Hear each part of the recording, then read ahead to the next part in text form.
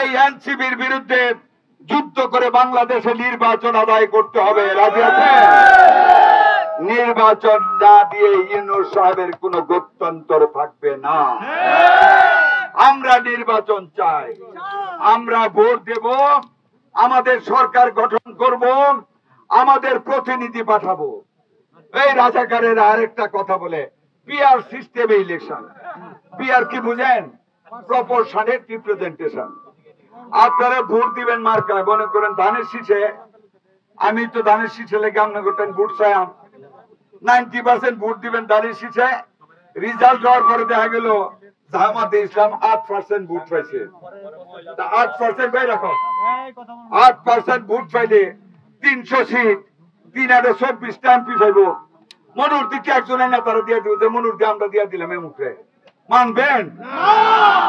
এই প্রপোর্শনের সিস্টেম বাংলার জনগণ মানে না, মানতে পারে না। প্রপোর্শনের না হলে তারা ইলেকশন করবে না। তারা যত বড় ষড়যন্ত্র করুক, কোন প্রপোর্শনেট আর ইনপ্রপোর্শনেট বুঝি না। বাংলার জমিনে জনগণের ভোট দিতে হবে, পার্লামেন্ট গঠিত হবে, ন্যূনতম সংস্কারের ভিত্তিতে নিরপেক্ষ নির্বাচন হবে, যে চার্টার অফ রিফর্মস থাকবে, যারা এই ক্ষমতায় যাবে তারা পূর্ণাঙ্গভাবে সেই সংস্কার করবে এবং দেশ চালাবে। প্রিয় ভাইয়েরা আমার, পরিশেষে আবারও আপনাদের কাছে বলতে চাই, আগামী 5ই আগস্ট মনোহরদীতে আজকের চেয়ে দ্বিগুণ আমরা অগাস্ট বিপ্লবের সেই 5 তারিখ, সেই ফ্যাসিস্টের বিদায়ের দিনে কালো পতাকা মিছিল করব। আপনাদেরকে আমি দাওয়াত দিলাম, সেই মিছিলে আমি নেতৃত্ব দেব।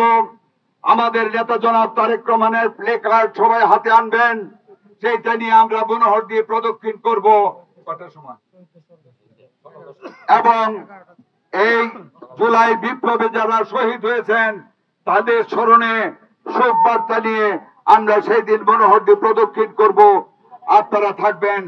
পরিশেষে আবারও একটি কথা বলতে চাই, আজকে যারা আমাদের নেতা তারেক রহমান যতক্ষণ না পর্যন্ত নির্দেশ প্রদান করবেন ততক্ষণ পর্যন্ত আমরা শান্ত থাকব। যেই দিন আমাদের নেতা তারেক রহমান আমাদেরকে রাজপথে নামতে বলবেন, সেই দিন লাল ফিতা মাথায় দিয়ে বিপ্লবের বেশে রাজাকারদের বিরুদ্ধে আমাদের রাস্তায় নামতে হবে। সেই প্রতিশ্রুতি আমরা নির্বাচন চাই, নির্বাচন দিতে হবে। আর আমার ভাইয়েরা, সন্ত্রাসীদের কাছ থেকে আপনারা সাবধান থাকবেন। আমাদের দলে কোনো সন্ত্রাসের জায়গা হবে না, কোন চাঁদাবাদের জায়গা হবে না।